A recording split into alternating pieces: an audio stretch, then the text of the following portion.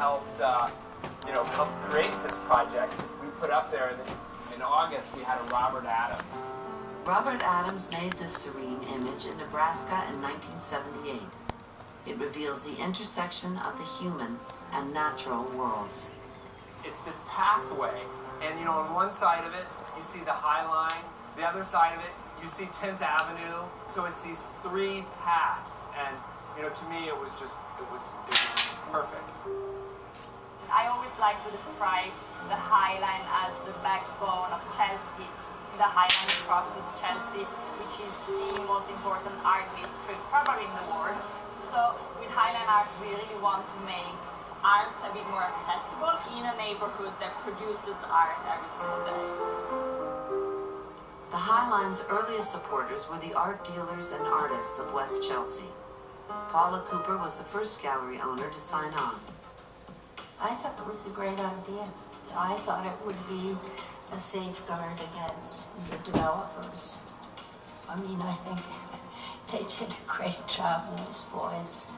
And they have so much support now. It's fantastic. Some people think the Highline is responsible for completely turning around Chelsea and making this such a desirable location, but the art galleries had already started to come to Chelsea. And they come to this neighborhood for really some of the same reasons we love the Highline. They loved the industrial quality of the architecture. They loved that it was on the fringe of the city and felt like the edge of the city. They loved these amazing spaces that the warehouses and factories provided for them for viewing artwork. Now Chelsea is an international art and social scene, home to more than 350 art galleries and artist studios. I come from Chile and I feel very honored and very lucky to be showing my work here. It feels like a dream sometimes. All the galleries have openings, and a lot of them are on the same evenings. They coordinate. My work? Evocative, atmospheric landscapes. The fading is oil paint, and the outside is acrylic paint. And then on top of that, I put multiple layers of resin and blowtorch it. I like the kind of physical interaction people have with it. Some people find it sinister, some people love it, some people kind of pity it. There's all sorts of responses that it evokes. It's incredible. Chelsea is the mecca of art. Not all art that is visible from the Highline is part of the park's official program. And so at the same time that we're commissioning our pieces, artists are on their own doing things all around us. That's just as exciting to us as the pieces that we commission ourselves. Artist Jordan Betton's home studio is typical of the landscape of West Chelsea. Some of the noise you hear from this studio is because we're built over a scrapyard, a metal scrapyard, and we're always living with the noises of the metal and trucks and stuff. It's part of the industrial charm of West Chelsea. A painter and designer, he fashions high-end, unique pieces of wearable art. These are snakeskin pants. Python. So this is all Mexico. This is Africa. This one, India. The Highline has brought incredible change to the neighborhood. Because we're so close to it, I've embraced the crowd that's on the Highline, and I've brought my studio outdoors to them. When I'm outside painting, people on the Highline get to enjoy the experience of watching an artist in motion doing what they do. In exchange, I get to be inspired by the interaction that I have with the people on the Highline watching me work. It's like goes back and forth. It's really nice.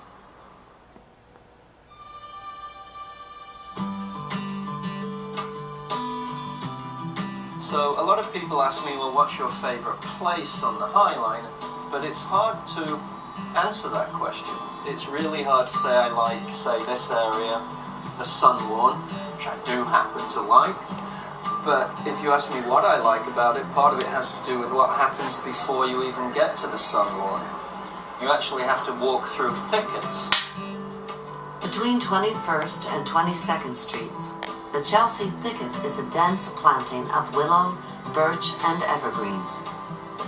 For one block, path constraints, and it really takes the body into shadow, into a cooler temperature, and you get very close to these leaves, and then you take a turn into the space of the sun lawn. The lawn is what we call a peel-up lawn, in that it starts out at grade and it rises up to about 3 feet above the walking path itself. And I thought it was really important that there was some green space that you could roll in, get grass stains on your pants, whatever is necessary. Smell that smell up close. On a pretty day, the sun lawn is flooded with picnickers, sunbathers, and children. But it's sometimes loved to death because so many people are using it. And we actually have to close it about 2 days of the week just to let it regenerate. North of the lawn, the park transitions into a meadowland.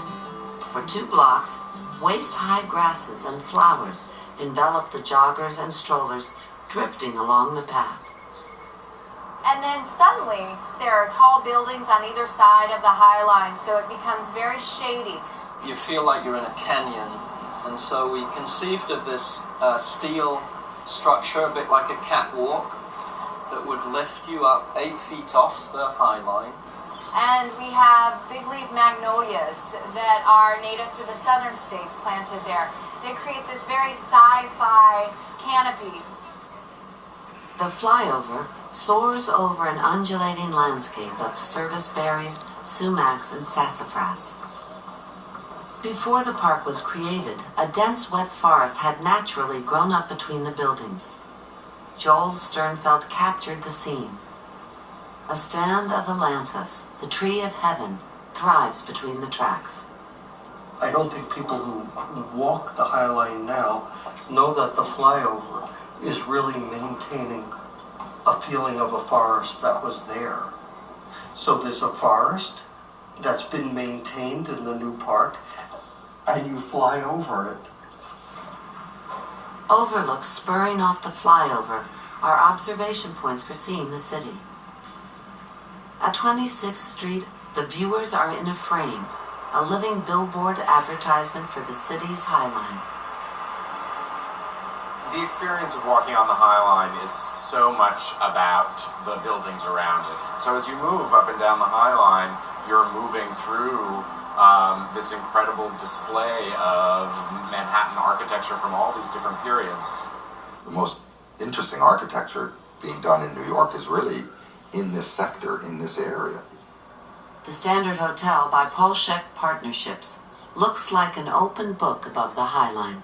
Very robust, really kind of amazing, sits on 2 legs. There's a spot where you can stand in the Chelsea grass